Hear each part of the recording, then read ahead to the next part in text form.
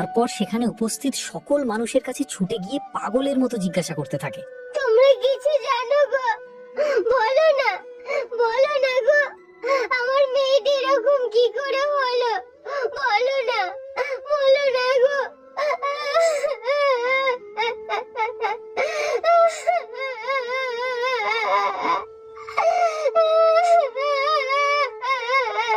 ওদিকে করালির তখন পাগলের মতো অবস্থা। সে মেয়ের শরীরের কাছে বসে আর্তনাদ করতে করতে মাথায় হাত চাপড়ে বিলাপ করে চলেছে। বেনুদেবী চোখ মুছে উঠে দাঁড়ালেন। তিনি ভিড় ঠেলে ছুটলেন শিবুর কাছে। তার মনে হলো তার মেয়ের বিচার একজনই করতে পারে। দিকবিদিক জ্ঞান শূন্য হয়ে ছুটে এলো শিবুর ঘরের সামনে। শিবুকে দেখা মাত্রই শিবুর পায়ের কাছে হাঁটু গেড়ে বসলেন বেনুদেবী। বাবা, আমার মেয়েটার সাথে কি এমন করলো? কার আমার মেয়েটাকে মেরে ফেললো? তুমি একটু কিছু করো বাবা, তুমি একটু কিছু করো। চিন্তা করবেন না কাকিমা, মালার ঘটনা আমি শুনেছি, এর বিচার আমি করব। আপনি নিশ্চিন্তে বাড়ি যান।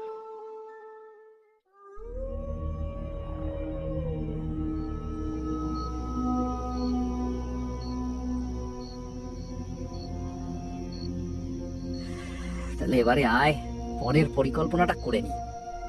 শিবু হাতে ধরে থাকা তাসগুলো নিচে নামিয়ে রেখে বলল,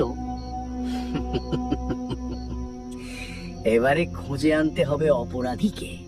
তাকে এনে গ্রামবাসীদের পায়ে ফেলতে পারলেই কেল্লা ফতে। তখন গ্রামবাসীদের সব আস্থা ভরসার পাত্র হব আমি। আর তারপর রাতের অন্ধকারে আমাদের জোড়া কারবার চালাতে একটু সুবিধা হবে। গ্রামের এক একটা মেয়েকে ফুসলিয়ে আমরা পাচার করে দিয়ে অনেক পয়সা কামাবো। কিন্তু তার আগে তাদের একবার করে ভোগ করব আমি, তারপর তোদের হাতে ছেড়ে দেব। কিন্তু মালাকে তো মেরেছি আমরা। তার কথা শেষ হতে না দিয়েই শিবু সেদিনের ঘটনাটা মনে করে গলাটা বিকৃত করে বলল, তবে শুধু হত্যা নয়, তাকে ভোগ করেছিলাম আমি। কি নরম শরীর মালার! সেদিন রাতটার কথা মনে পড়ে গেলেই মনটা কেমন যেন করে ওঠে।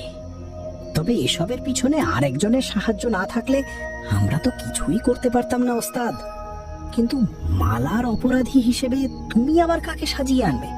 শিবু মুখটা ধূর্ত শেয়ালের মতো করে বলল, সে তুই আমার উপরে ছেড়ে দে। যা যা বলবো সেই মতো শুধু কাজ করে যা, তারপর দেখ পুরো খেলাটা আমি কি করে সাজাই। তোরা যা, তবে সাবধানে যাস। হ্যাঁ, আর যতটা পারবি সবাই একসঙ্গে থাকবি। খুব সাবধানে সকলের অলক্ষ্যে রমাকে তুলে নিয়ে আসবি এখানে। কেউ যেন গুণাক্ষরে টেন না পায়, বুঝলি? কথাটা শুনে সেখানে উপস্থিত সকলে একসাথে বর্বর হাসি হেসে ওঠে। জমিদারদের বাগান বাড়ি থেকে বেরিয়ে রঘু একবার চারপাশটা ভালো করে দেখে নেয়।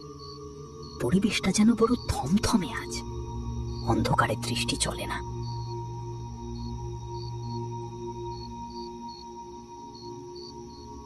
হঠাৎ রঘুর মনে পড়ে গেল সেদিন মালার অনাবৃত শরীরটা কি ভয়ানক ভাবে তাকে আকর্ষণ করেছিল।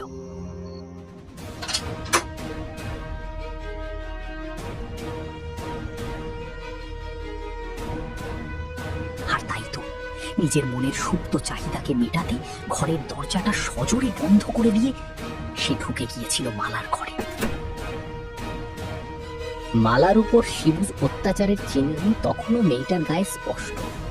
তা হোক না এটো খাবার, কিন্তু তখনও যে খাবারের থেকে মারাত্মক একটা গন্ধ নির্গত হচ্ছিল, আর তাকে উপেক্ষা করা রঘুর মতো মানুষের পক্ষে সম্ভব ছিল না।